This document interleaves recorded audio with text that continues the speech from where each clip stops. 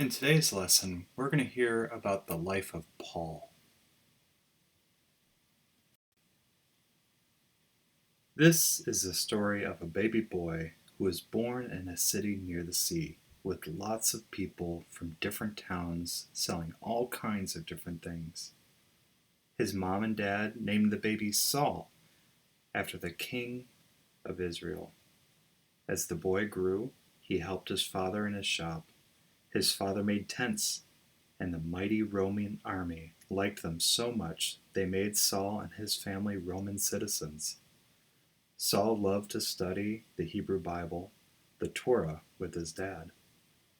Saul grew and grew, and when it was time, he decided to go to the great city of Jerusalem so that he could have the best of all teachers.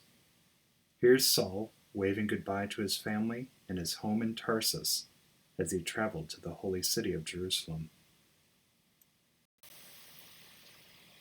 The first thing Saul did when he got to Jerusalem was he went to the temple and worshipped God there. That is where he was taught and worked with the greatest teacher.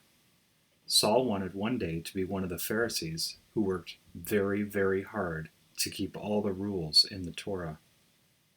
Saul did work very, very hard to keep all the rules, and he didn't like anyone who did not. One day he heard about the followers of the way. They thought the Messiah had come. It was Jesus. When Saul heard that, he became very, very angry. He thought the Messiah was going to drive away the Roman soldiers and be a ruler like a king. He thought these people were telling lies about God, and he had to stop them. Wherever he found followers of the way, later called Christians, he tried to hurt them and bring them back to Jerusalem to be punished. One day Saul was climbing up the road toward the city of Damascus. Suddenly he saw a very bright light, so bright he fell to the ground and could see nothing. In his darkness a voice came to him. "Saul, Saul, why are you trying to hurt me?" All Saul could say was, "Who are you, Lord?" The voice answered, "I am Jesus, the one you are hurting. Get up, go into the city, you will be told what to do."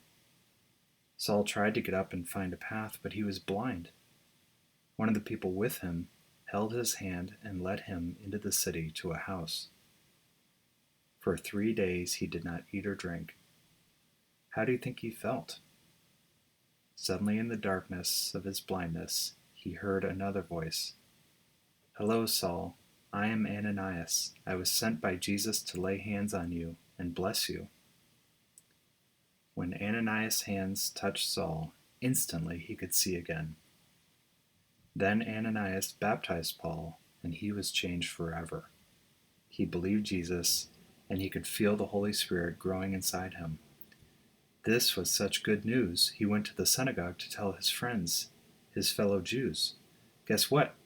They didn't believe him. They were mean to him and tried to hurt him, so the followers of Jesus hid him in the city so no one could find him.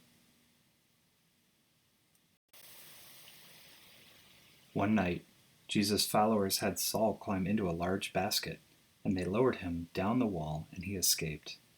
Saul went to the desert of Arabia. It was so quiet. In the empty desert, Saul prayed and listened in silence. He came so close to God, and God came so close to him, that he knew what God wanted him to do. He was to travel all over the earth and tell people what had happened to him, for he had completely changed. His hate had turned to love. He was to begin new churches, where people could show how this was done. And he was to write letters to help the new churches. Saul began his work. He sailed across the sea and walked on land. Remember the disciples of Jesus you've seen in other stories? Saul went to meet with them in Jerusalem. At first they did not trust him, but soon they did. They told him to go to the Gentiles, the non-Jews.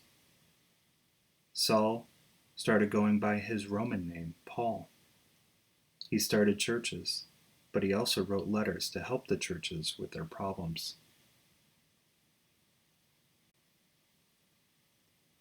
Finally, he went to Jerusalem for the last time, but when he entered the temple to worship, people shouted at him and pushed him.